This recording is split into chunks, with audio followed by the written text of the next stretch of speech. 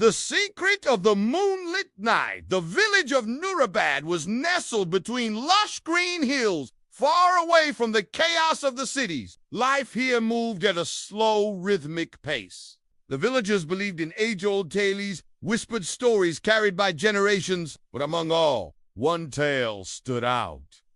The secret of the Moonlit Night. It was said that on every full moon night, a strange glow would emanate from the dense forest beyond the village. The elders would caution children never to wander near the forest during such nights, but no one knew why. Ion, a curious young man of 20, was fascinated by this mystery. Ever since he was a child, he had heard stories of shimmering lights, strange shadows, and whispers that floated in the air. But he always wondered if these were just myths, or if there was some truth behind them. One evening, as the full moon slowly climbed into the sky, casting its silver glow across Ion sat by the village well, lost in thought. His best friend Zoya approached him with a basket of fresh flowers. "You look lost, Ion.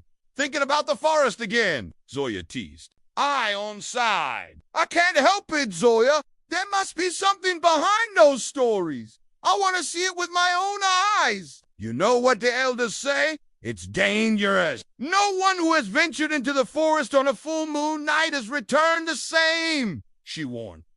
"That's exactly why I must go," Ion declared. "I need to find the truth." Zoya frowned, but knew there was no stopping him once his mind was made up. "At least let me come with you," she offered. "No, Zoya.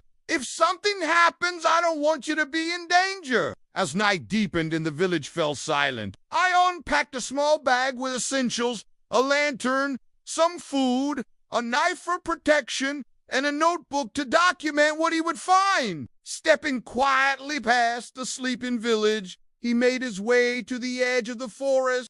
The trees stood tall like ancient sentinels, their shadows long and eerie under the moonlight. A gentle breeze rustled the leaves, and an owl hooted in the distance. As Ion ventured deeper, the air grew colder. Suddenly, a faint glow appeared ahead. His heartbeat quickened. Was this the light from the story? He moved cautiously, hiding behind trees, watching as the glow intensified. Soon, he found himself in a clearing. In the center stood a small crystal pond, its waters reflecting the moon's brilliance. Surrounding the pond were large white flowers that seemed to bloom only under the full moon. But what caught his attention most was a figure. A woman dressed in a flowing silver gown, her hair cascading like a waterfall of light, stood by the pond, humming a haunting melody. Ion was mesmerized. Who was she? Suddenly, the woman turned, her eyes locking with his. Her gaze was gentle but powerful. "Why have you come here, she asked, her voice melodic and echoing. Ion stepped forward, gathering courage. "I seek the truth. The villagers speak of strange happenings here on full moon nights. I wanted to see for myself." The woman smiled sadly. "Curiosity is both a gift and a curse. Few dare to seek, and fewer still understand." "Who are you?" Ion asked. "I am Layla," she replied, "the guardian of this forest. Long ago, this land was cursed due to the greed of men. They sought the magical crystal waters of this pond for wealth and power. In protecting it, I was bound to these woods for eternity." Ion listened intently, captivated by her tale. "Every full moon," Layla continued, "the magic of the pond awakens, and I sing to keep the curse contained. If the melody ever stops, the darkness will spread beyond these woods." "Can the curse be broken?" Ion asked, hopefully. "Perhaps," Layla whispered, "but it requires the pure heart of a brave soul willing to make a great sacrifice." Before Ion could ask further, a rustling sound emerged from the trees. A group of strangers appeared, cloaked and armed, their faces hidden. They had followed Ion, having overheard his plan earlier that day. "There it is, the crystal pond," one of them exclaimed greedily.